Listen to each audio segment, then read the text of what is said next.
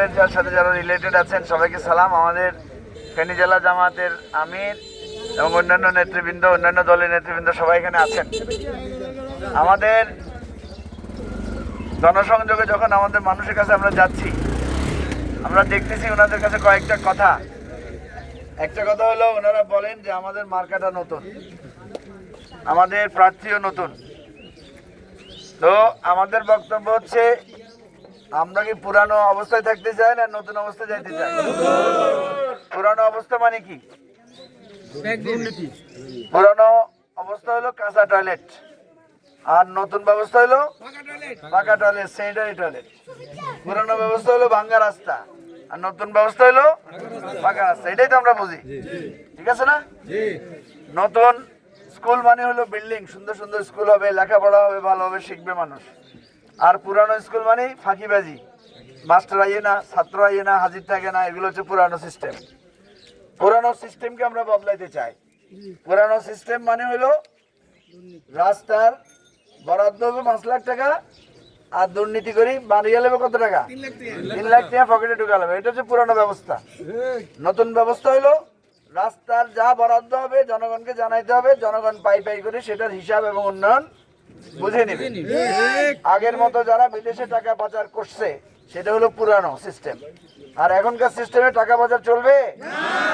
এখনকার সিস্টেমে কি দুর্নীতি চলবে? এখনকার সিস্টেমে কি ব্যাংকের টাকা লই টিয়া মারিদন চলবে? আমরা সহজভাবে বুঝি, যে লোকটা ব্যাংকের টিয়া মারি দে, হে দেশের টিয়া খুব ভালো করে হেফাজত করবো। কি বলেন, ঠিক না? হে কি করবো? দেশেরটা আরো বেশি মারবো না কম মারবো? বেশি মারবো। এটা একটা সাধারণ মানুষও বুঝে, একটা সাধারণ লোকও বুঝে। দেখবেন আমাদের গ্রামে ছটকিয়ে গিয়ে যদি একজন কাছে জিনিস একবার ভাঙিয়ে এলায়, ফালাই দে, নষ্ট করিয়ে এলায়, মা বাবা আর জিনিস হাজুইয়েন দেনি আতিথ্য, তারা আতিথ্য দিচ্ছে, আবার ভাঙিয়ে এলাইব। তো যে তারা আমগো ব্যাংকের টিয়া লোন লই টিয়া দেয় না, এতারা বুঝি এই রাষ্ট্র ক্ষমতায় বসলে রাষ্ট্র ঠিক মতো চালাইব? জনগণ এটা বুঝে কিনা? যারা বুঝে না তাদেরকে বুঝাইতে হবে। এবং ইনশাল্লাহ আমরা দেখছি এবারে জনগণের মধ্যে যথেষ্ট বোঝ আসছে। এরা কয় আর পুরানো দিন চলতো না, সুদূর বুদুর। একসময় ফেনী কলেজের টেয়াল ওই সুদূর বুদুর চলছে, এখন আর চলবনি। এখন কোনো কিছু নিয়ে সুদূর বুদুর চলবে না। এটা হলো আমাদের আহ্বান। সবাইকে আমরা 12 তারিখ দাওয়াত দিয়ে গেলাম, সুন্দর পথে যাইয়া 12 তারিখ ভোট কেন্দ্রে যাবেন, নির্ভয়ে যাবেন। মার্কাটা কি? ইগল মার্কা দেখে একটা সিল মারবেন, আর গণভোটে হায়ের পক্ষে একটা সিল মারবেন। গণভোটে হায়ের পক্ষে সিল মারা মানে হলো নতুন ভাবে দেশটাকে আবার জাগিয়ে তোলার চেষ্টা করা।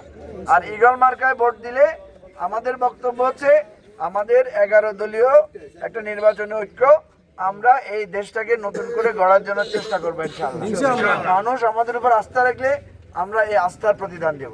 ঠিক আছে? আমাদের এই গণসংযোগ কি শেষ না চলবে? ঠিক আছে, চলবে। Thank you. আসসালামু আলাইকুম।